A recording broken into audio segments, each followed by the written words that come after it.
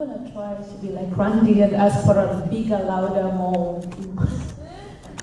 more heartful response. So here we go again. Hello, everybody. Hello. There we go. Much, much better. It's a pleasure, a privilege, and honor for me to be here today to introduce Xenia Chavez. Did I say it correctly? Xenia is an IPM International board member from Nicaragua, and she founded the association CEPROSI, which is comprised of Lindri Masaya women leaders in the area, and together they initiated an organizational base of small economic productive projects and alliance strategies directed to 3 rural communities in Nicaragua. So it's really a pleasure for me to introduce her, but before she comes to the podium, I'd love to thank each one of you for taking time today to be here and to listen to, I guess, 2 amazing speakers, and also for your support for IPM, and also a very special thanks to Notre Dame College for hosting us this night. I was told to also remind you that we have these copies of this book, Empty Abundance, Finding Meaning Through Mindful Giving. They're available at the back. I'm sorry I can't tell how much they are from just looking at it, but just wanted to make a special mention that these books are available for anyone who might be interested. Again, thank you all so much for your friendship, for your love, for your support, and for being here tonight. So I welcome Xenia.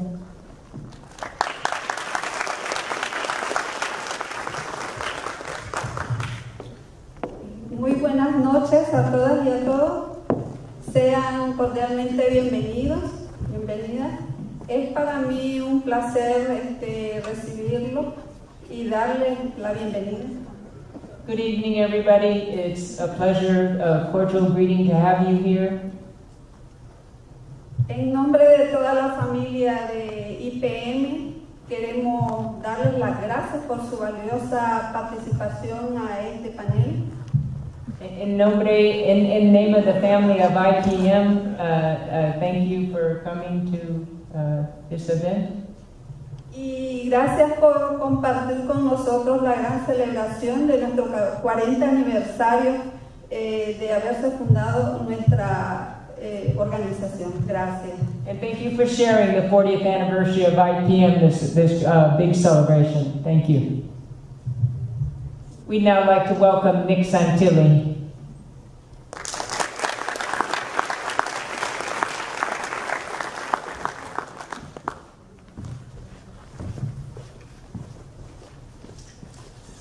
Thank you. Muchas gracias.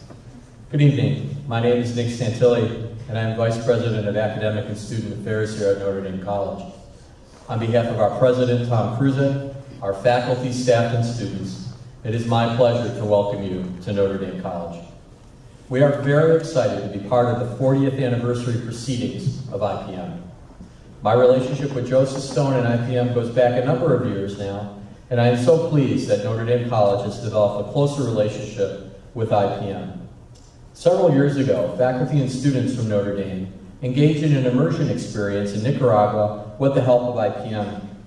I had the opportunity to visit with our students upon their return, and to a person, they claimed the immersion experience changed their lives. I've led immersion trips with students, and I've seen the power of such activities.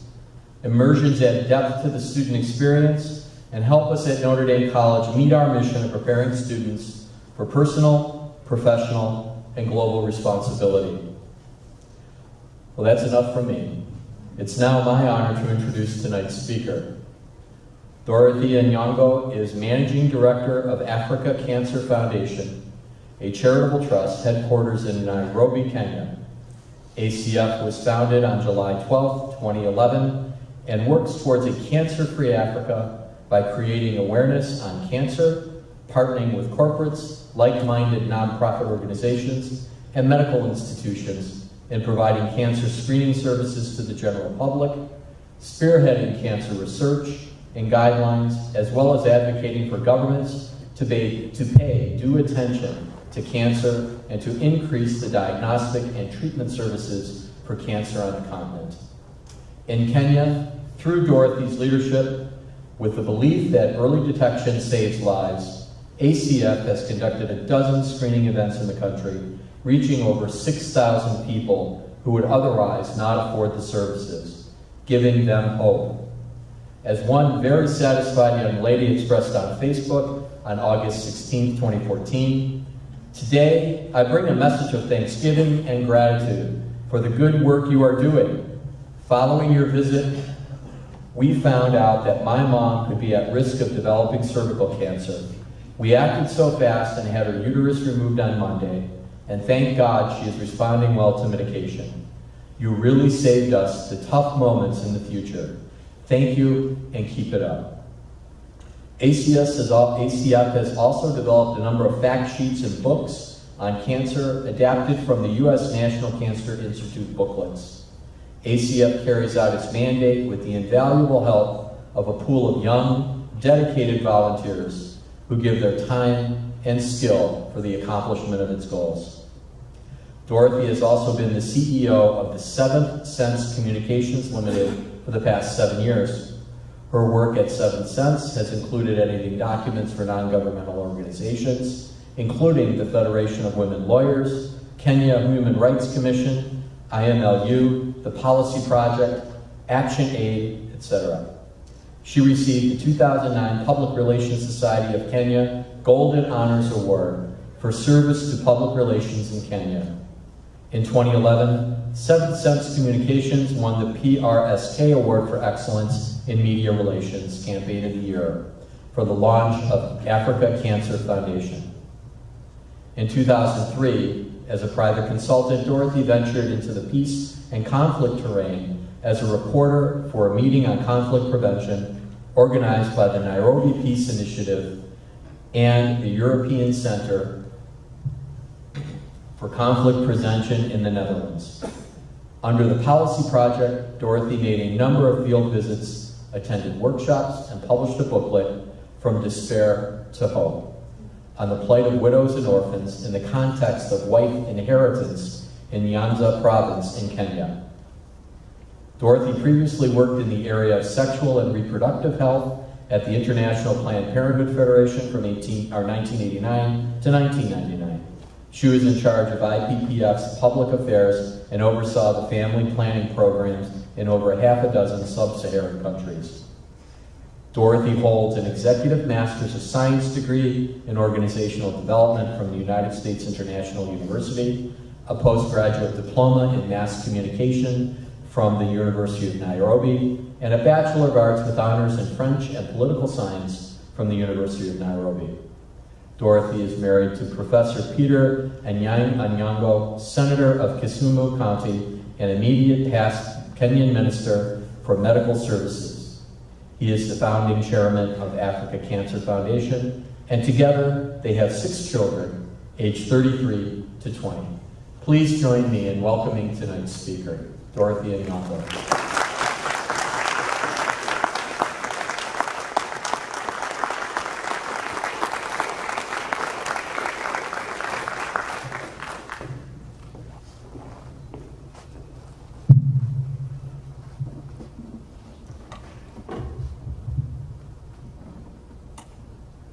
Hi, everyone. Hello.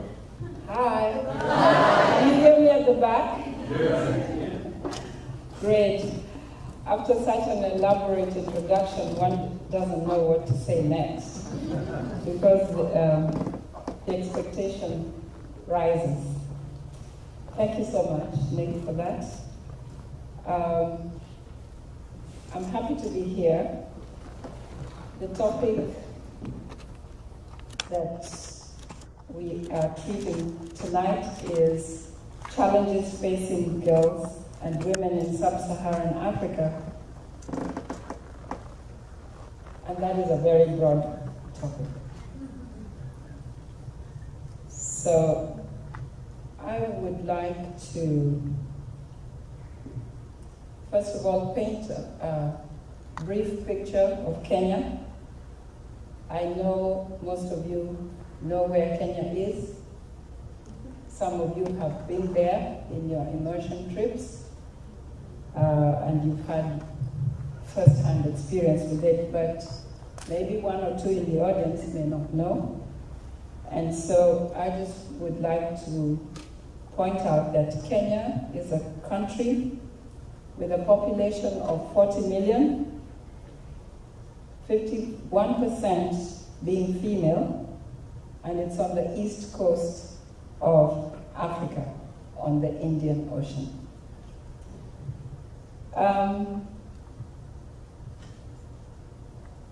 I'm one of those 51% women from Kenya. I come from a family of 6 girls. We are 6 sisters and 2 brothers. And I'm the second of those 8 children. And I'm the first of the daughters. My father was a retired secondary school teacher, and my mother was a registered nurse. And I'm very happy this evening, one of the first people that I met in the audience is a nursing professor, so we immediately connected with that. As Nick said, I'm married to Professor Nyong'o, and he is in the audience. I'd like him to stand.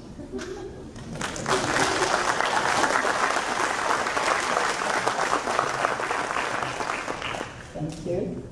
Together, God gave us 4 children, 3 girls and 1 boy. And I'm sure Nick is getting confused because he said we have 6. But what happened is that in 1991, my sister-in-law died, and she left 2 children. A boy who was then about 6 years old, and a girl who was then about 3 years old. So in total, we do have 6 children. So you're safe. Okay.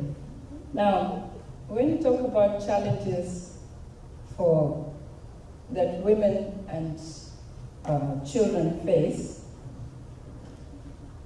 you have the usual suspects: poverty, lack of education, women increasingly heading families, violence against women, and so on and so forth. And many of these represent the projects that some of you are involved with, and IPM, I know, has been working with projects to mitigate those challenges.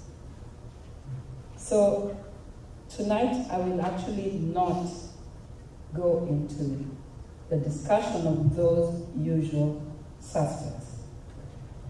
But I'd like to just tell you I will be telling a couple of stories, but the first one I'd like to tell you about is about my mother-in-law. My mother-in-law is called Dorka. Today she's 94 years old. When she was 84, which is about 10 years ago, she began to sing a song. And for those of us who are Africans, you know that may not necessarily mean singing a song, but it actually means that she says something repeatedly until it becomes like a song. She pestered us to build a hostel for girls, because in her 80-something years, she had observed that in that region, many girls would start going to school, and by the time they got to secondary school, they would drop out. And this was for various reasons, and they were not going to college. A lot of them were failing in school because when girls go home, they have all the domestic chores, which boys somehow seem to escape. But girls have to fetch water, cook, and do all that. So they face those challenges, as well as rape.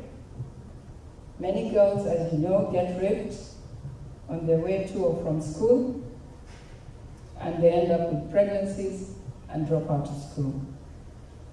So my mother-in-law began to tell us that we needed to do something to rescue the girls in the community. And her dream was that we should build a girls' hostel so that the girls would be in school, they'd have all the facilities they needed, the light, the water, the food, and they could focus on their education. So, as I said, this became a song. So we also noticed that she was getting on, and we decided that we would do something about it.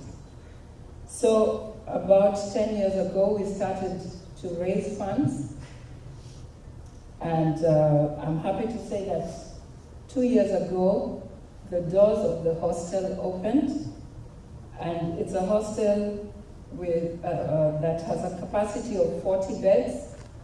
Currently, it's only half full. And that is because we are busy looking for sponsorship so that the girls can stay in the hostel. Most of the girls currently in the hostel have sponsorship, but we continue to look for funds so that we can house more girls. But the good news is that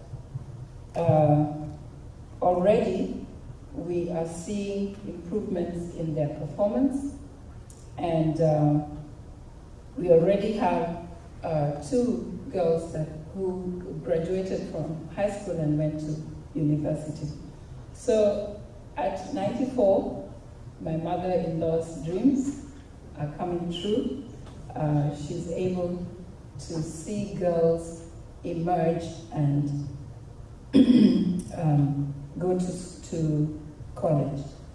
So that's one story, and that is more or less aligning with the usual challenges that girls face. Now, I would like to move on to emerging challenges in Africa today. And as I begin that story, the story that I want to share with you is a male story. I'm supposed to be talking about women and children, but my story is about a man. The reason being that we are not isolated. I think we live in a universe where male and female are together, and whatever affects one affects the other. So this is what happened.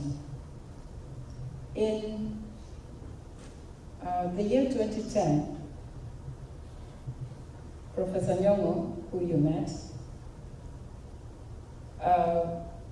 was the Minister for Medical Services in Kenya. He's a professor of political science, a graduate of Chicago University. And I think you will all agree, a fairly intelligent and enlightened gentleman. What happened in the year 2010 is that he was diagnosed with prostate cancer. And what ensued was, first, the realization that with all his education and with mine, and I had worked in reproductive health for 10 years, we discovered that we knew very little about cancer. We began to research on the internet, we began to read and call friends, relatives, all over the place. And to use Aline's words, long story short, we ended up at the University of California, San Francisco, where he had his radiation therapy at the Helen Diller Hospital. Treated successfully by February 2011. Of course, I was with him through that entire experience. We used the resource center just to educate ourselves on what this animal is, to know what to do. We attended support groups. We attended lectures on nutrition. We went into exercise programs and learned the importance of physical activity. And what struck us most was that here we were. We would say we are fairly enlightened people. But when it came to cancer, we were almost totally ignorant. And so we asked ourselves, if you, Professor Nyong'o, and me, Dorothy, are this ignorant, what about the rest of Wananchi? Wananchi means citizens. So what about the rest of Kenyans? He was the Minister for Medical Services. And so we determined that upon our return home,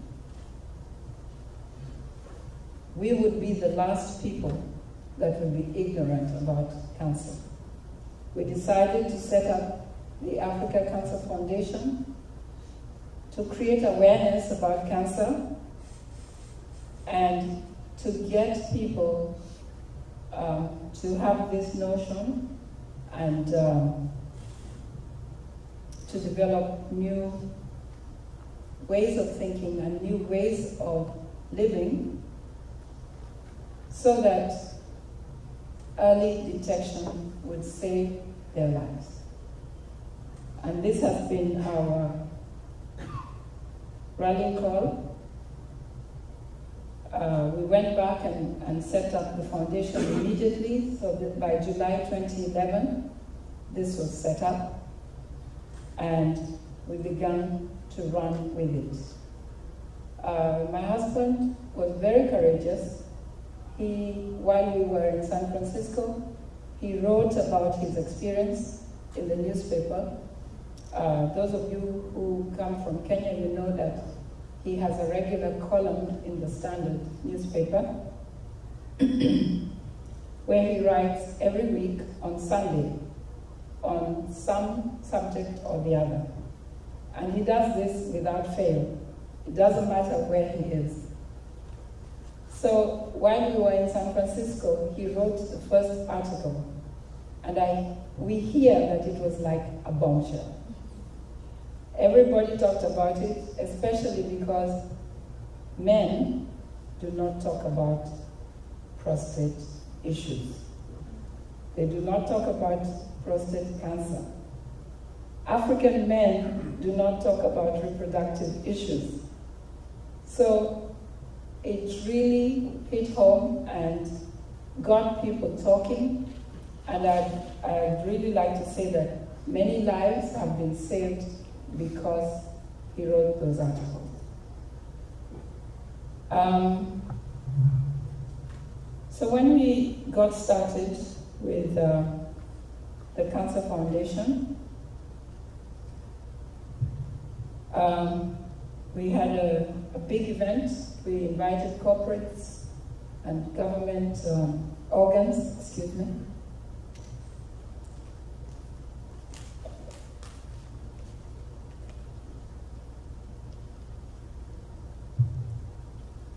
And we got a lot of support. We were able to create fact sheets and a few other items which I will be sharing. I have them here.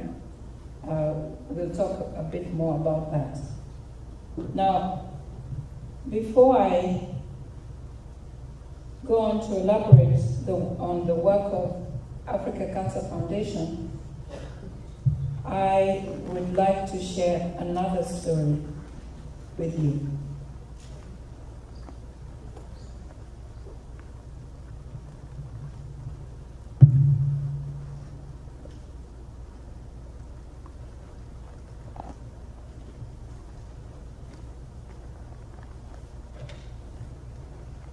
And this time, it's a female story. This is from a young lady called, excuse me, dry voice.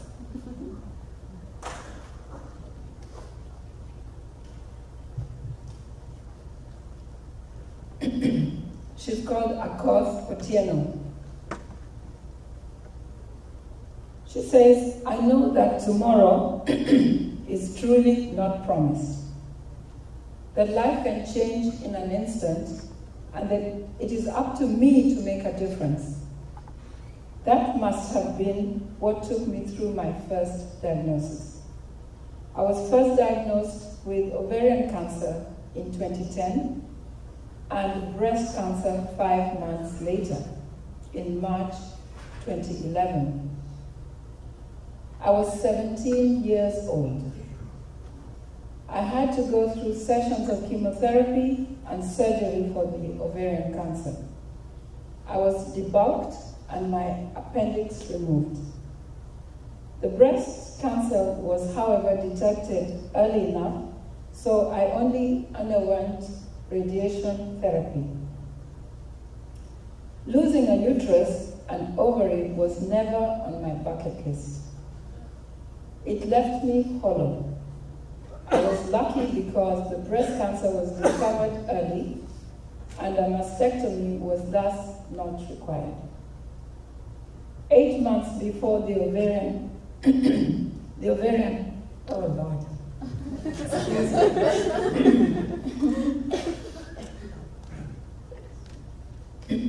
I need to borrow my husband's voice. He talks all the time. I do the listening.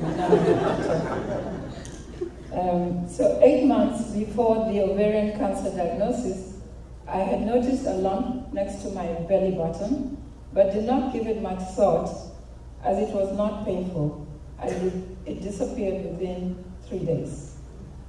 My menstrual cycles became irregular and prolonged.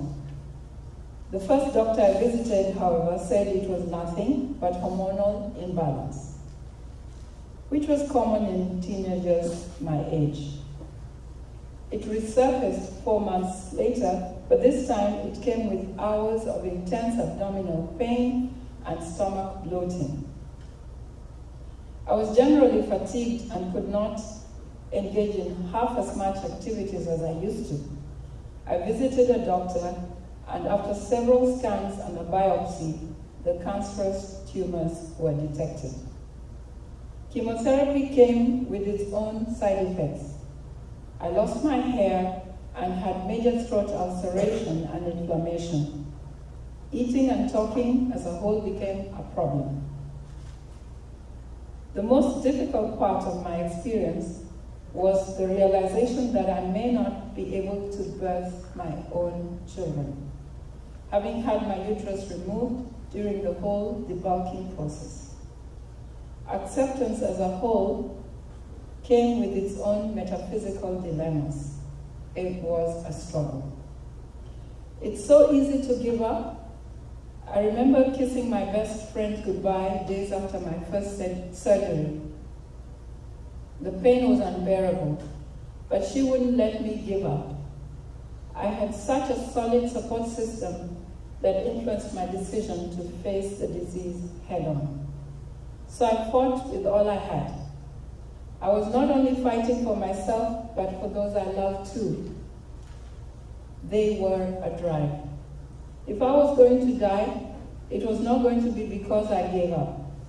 My coping strategies included research and understanding my disease. The more I learned, the more determined I was to beat it. Cancer completely changed my life. Owning it truly healed me inside and out. It taught me to revel in the small little things, living life moment by moment. Each day is a blessing that carries with it hope. Hope is essential to the will to live. I still go for scans and blood tests once in 2 months. Years down the line, I am here. I am alive. I am still fighting, but nothing beats the gratitude I have.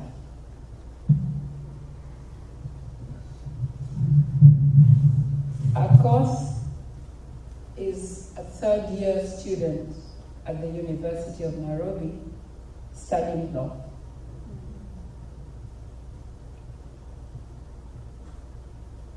I need the PowerPoint. So going back to our Cancer Foundation, we were set up with a mission to get cancer out of Africa.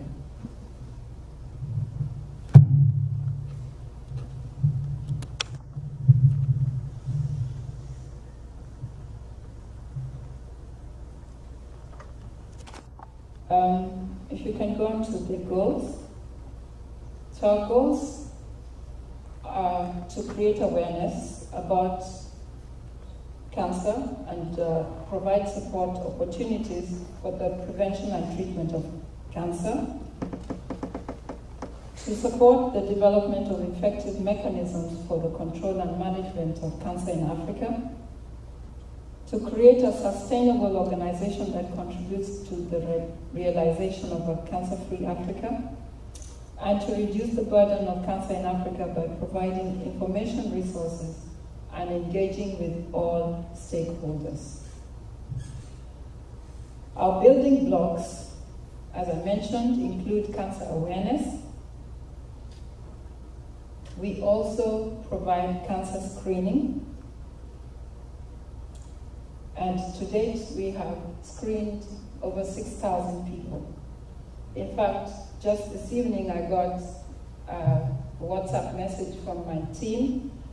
They are out there providing screening at Laikipia University, and by 1 o'clock, they had registered 899 people. We are also involved in policy making and advocacy, and this we do in partnership with the Ministry of Health. We have been providing, we've done recently cancer research, which I'll talk a little bit more about, with funding from Rockefeller Foundation. We are involved in capacity building, especially for our volunteers, and we have a very dynamic team of volunteers. Akoth is one of our volunteers.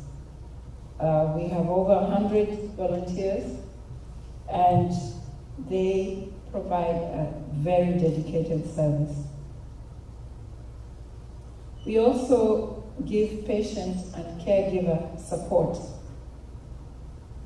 When I went through my husband's treatment, I was his caregiver. But I realized during that time that even I needed support. And that is something that normally people don't remember when there's a patient. All the focus is on the patient, and people do not remember that the caregivers need support, and that Helen Diller it was awesome because they had resources for caregiver support. So we, in turn, like to provide caregiver support. And last building block is networking. And we spend a lot of time and energy on that because we realize that the mission is so big. There's no way that we can do it on our own. We need all the partners that we can get.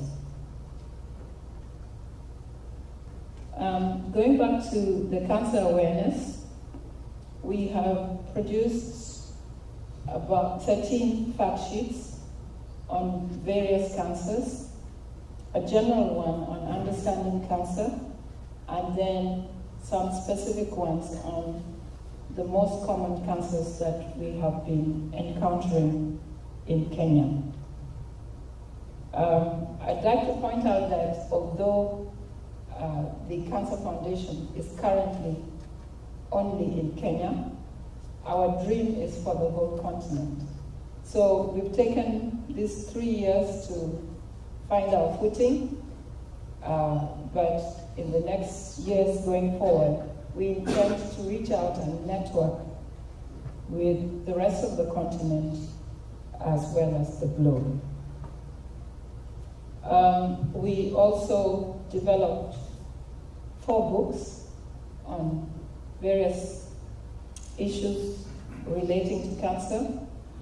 One is called Eating Hints, which gives people tips on what to eat before, during, and after cancer treatment. Very useful tips on issues like nausea when people are going through chemotherapy, what to eat so that you can retain the food that you eat. We've done one on chemotherapy and you, so that one focuses on chemotherapy. And then we've done one on radiation therapy. And finally, we've done one on taking time, which has stories of some of our cancer victors. And Professor's story is here. So I will have them available so you can have a look at them. But the one on taking time tells people what to expect with a cancer diagnosis. So it actually prepares both the person who's been diagnosed as well as the family on dealing even with the stress related to cancer, and provides tips on how you can be useful to someone who is going through cancer treatment. As Nick mentioned in his introduction, all these materials were developed based on the US National Cancer Institute documents. We also create awareness through social media, and our young people are very active on Facebook and Twitter, and occasionally blogging. We also, from time to time, organize interviews on radio and on television and with the newspapers to carry features on various issues related to cancer, or to carry stories of people who have gone through cancer treatment either locally or abroad, so that they share their experiences to enlighten others.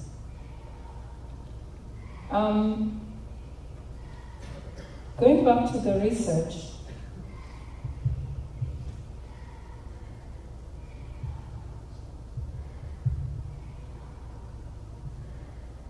this research was carried out last year. The results will actually be released next month. It was carried out in 10 counties. In Kenya, we have 47 counties according to the new constitution. So the research was carried out in 10 counties, and it had some very interesting findings.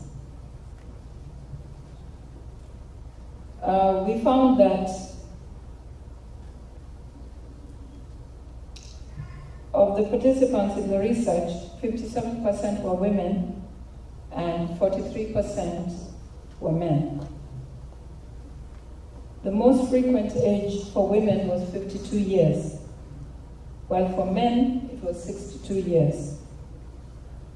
The most frequent types of cancer for women were breast and cancer of the cervix. For men, it was esophagus and prostate.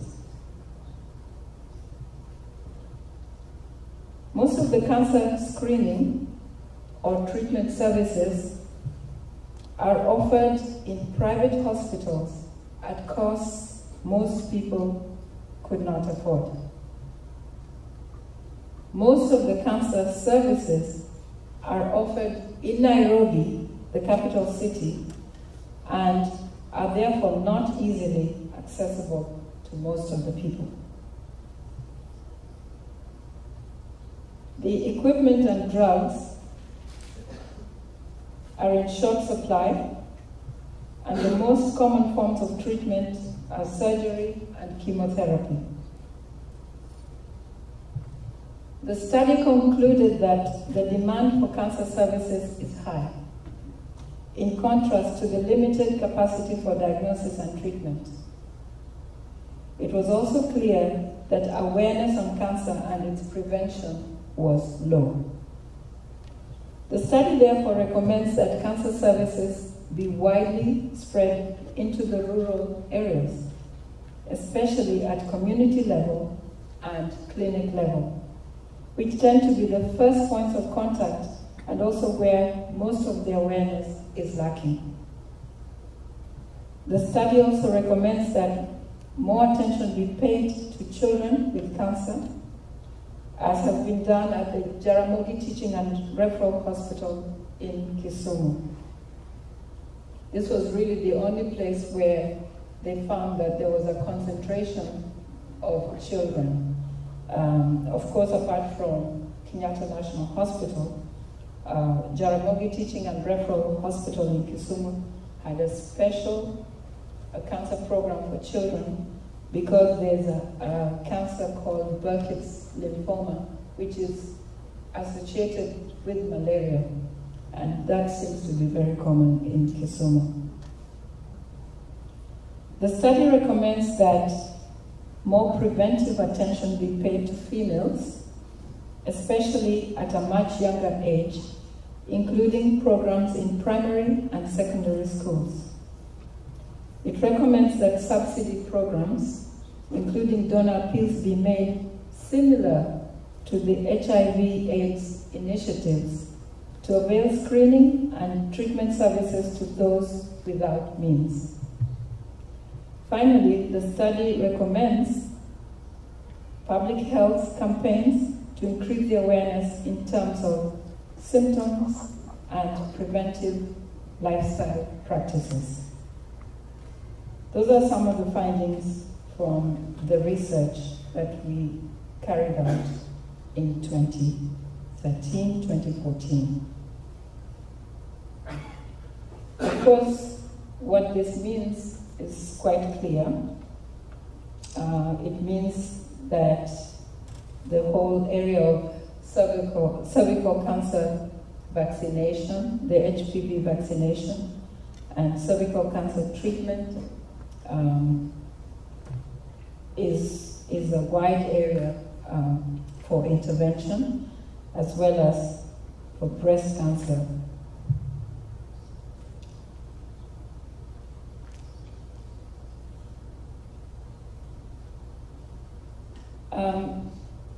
Going back to some of the other activities, I mentioned that we have a pool of about 100 volunteers.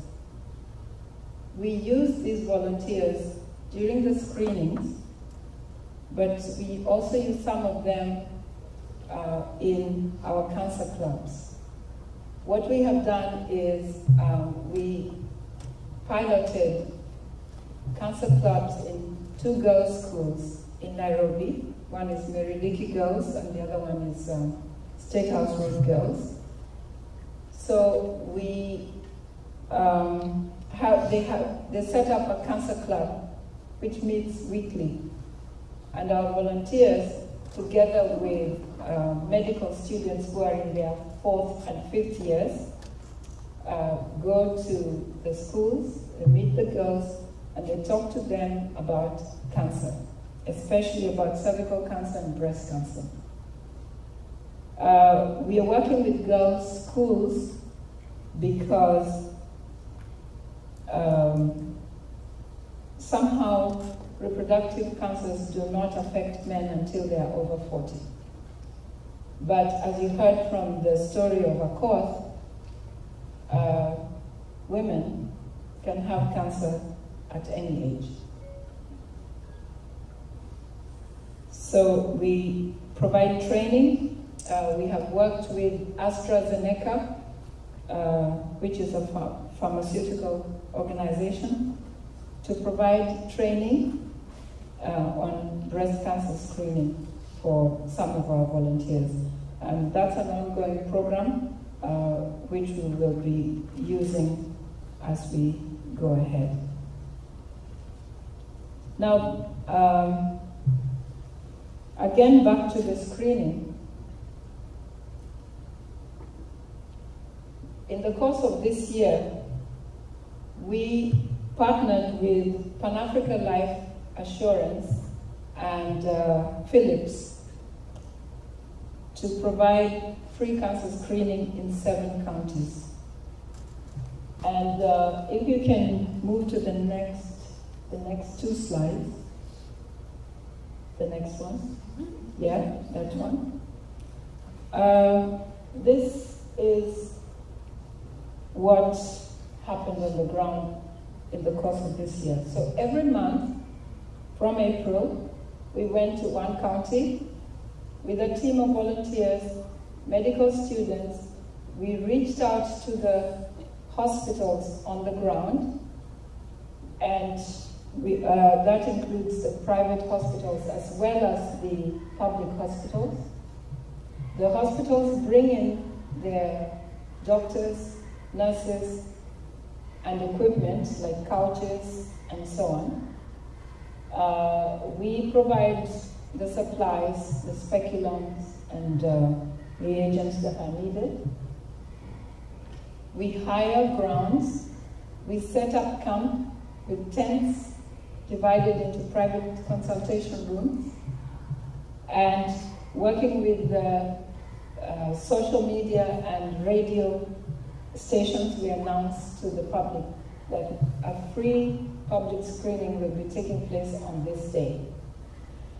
And these are the numbers of the people that came. The very first one, Nairobi, this was an in-house screening for the staff of Pan-Africa Life Assurance. That's why it looks so little. We actually finally did Nairobi in September, so it's not yet on this map, but we were seeing between 500 and 800 people per county. In some of the places you will see that there were more men, especially in Eldoret, we were surprised, but in most of the counties we had more women coming to seek the services. Now, going on to the next slide, what are we finding? We're finding some suspicious cases. Mind you, this is screening, it's not biopsies or anything confirmatory. So we are finding suspicious cases, and if you look at that, you will see that in breast cancer, we had ranging from 2% to 12% suspicious cases for breast cancer. The blue are the men. Now, I mentioned that men, African men, Kenyan men, did not talk about prostate cancer.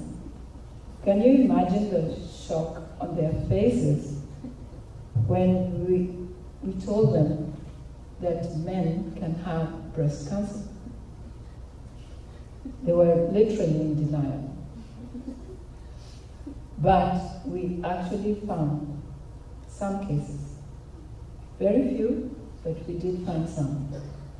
And then what we do is that all suspicious cases are referred to the government hospital.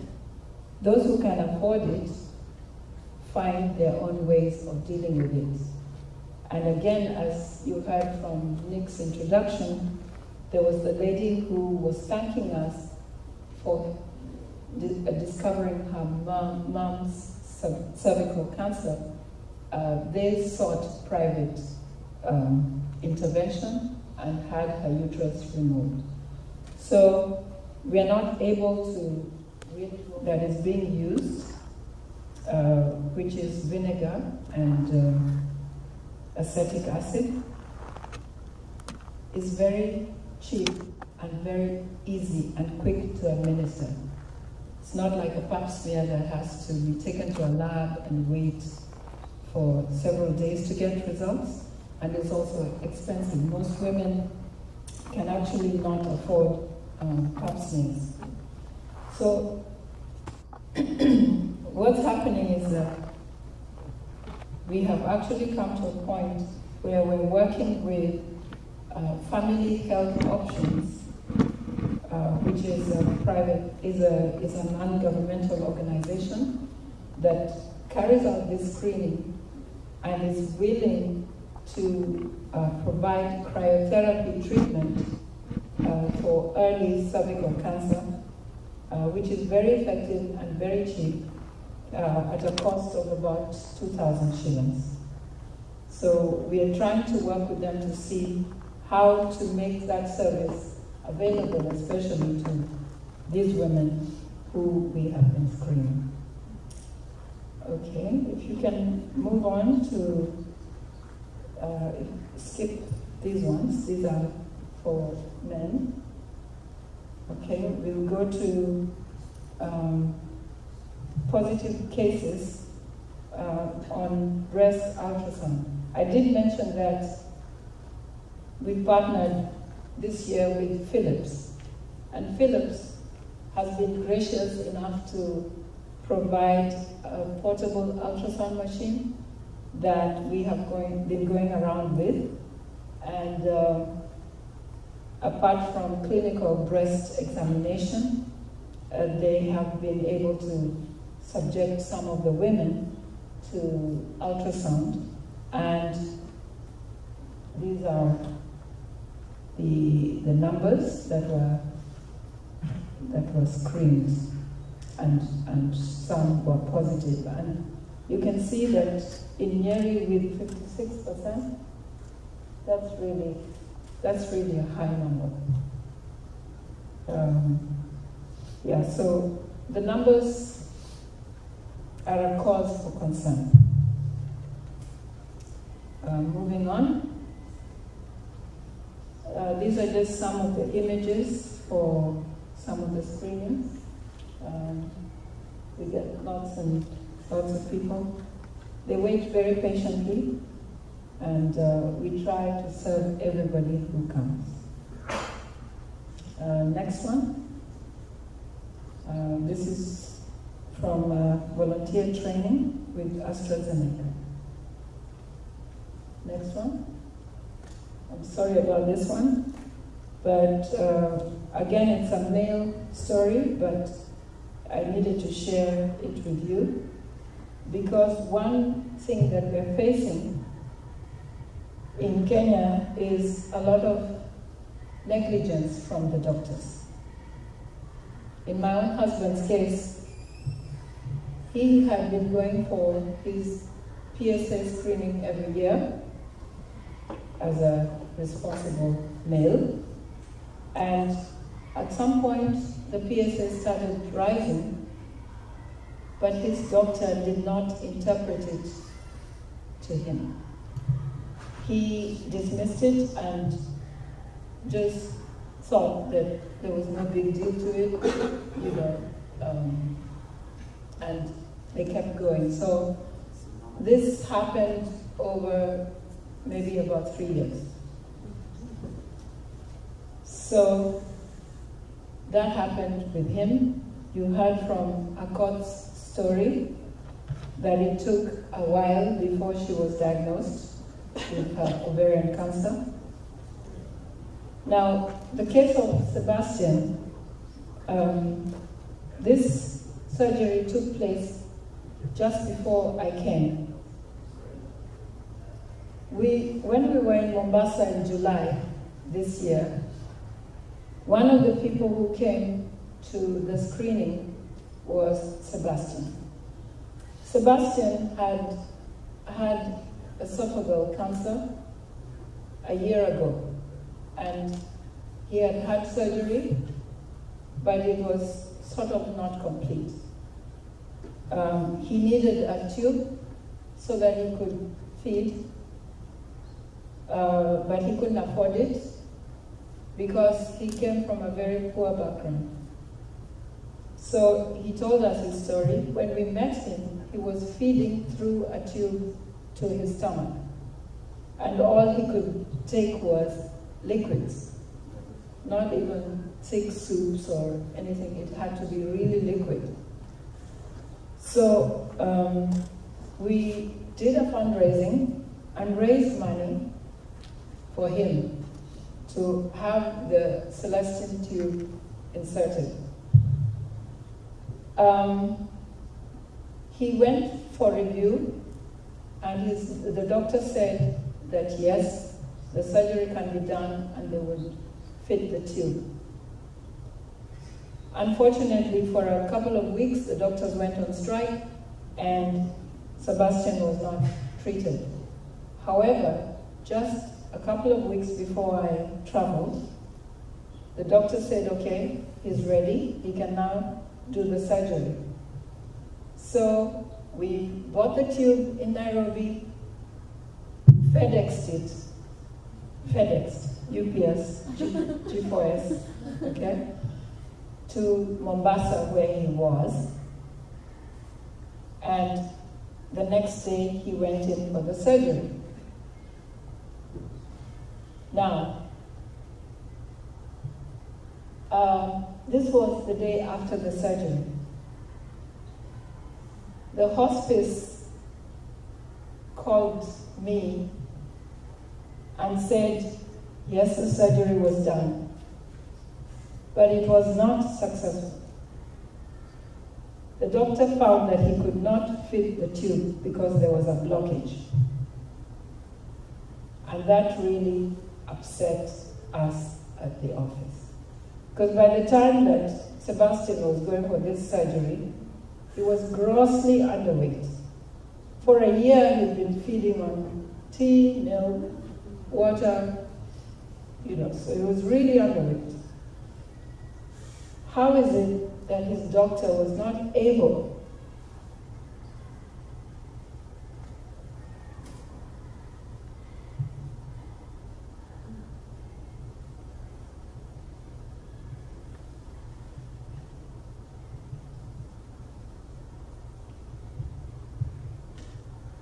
Why was his doctor not able to see before he cut him up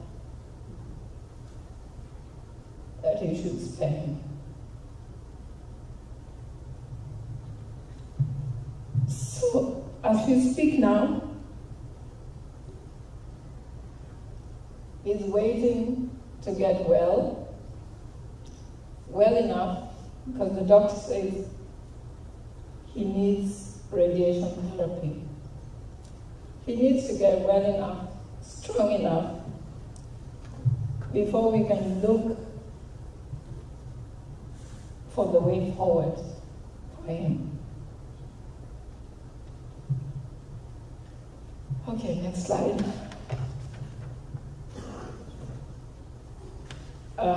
That just represents the cancer clubs.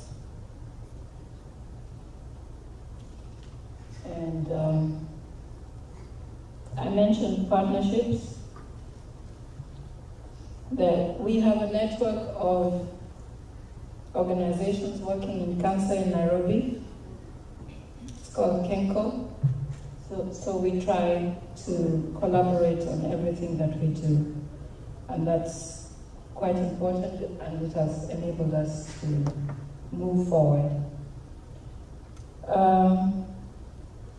Last but not least, we spearheaded a year ago the development of cancer guidelines for the country. The government then took it up and brought together all the stakeholders so that the cancer guidelines were developed and they were ready. We actually printed 1,000 copies ready for dissemination in Kenya. This is August 2013. As I speak today, these 1,000 copies are in my office because the government has not gotten its act together to hold the training that is needed so that the cancer guidelines can reach all levels of healthcare in the country. So we are still trying to figure out between my husband and I what to do next.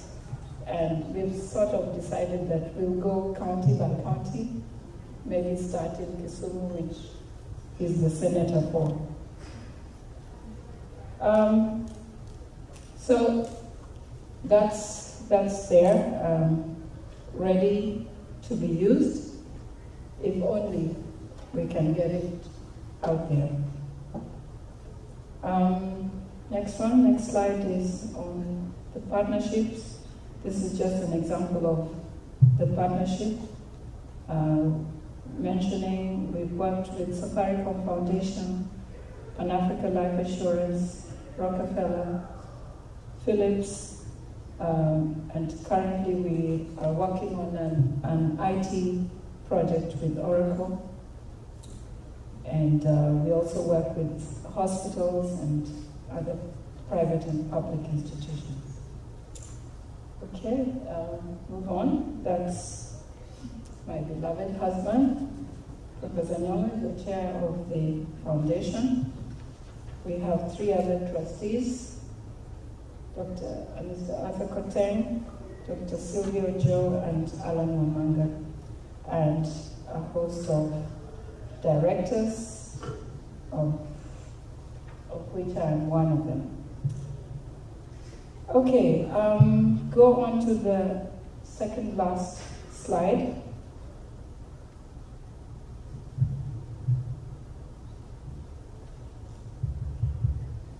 And keep going to the very end.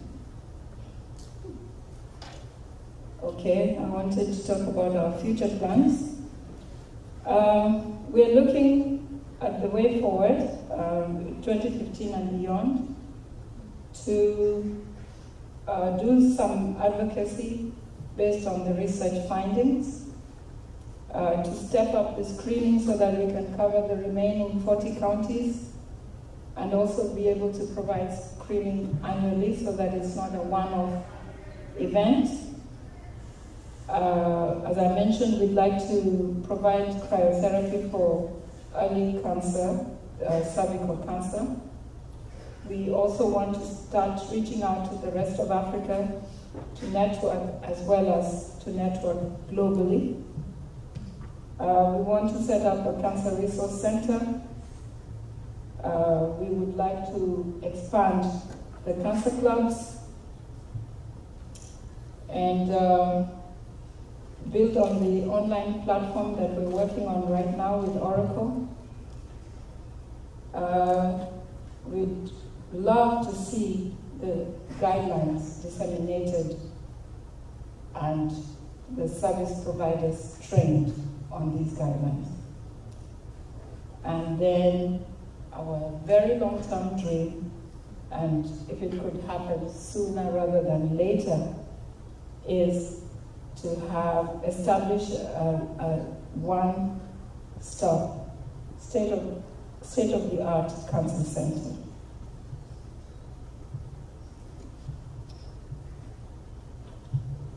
So, as I conclude,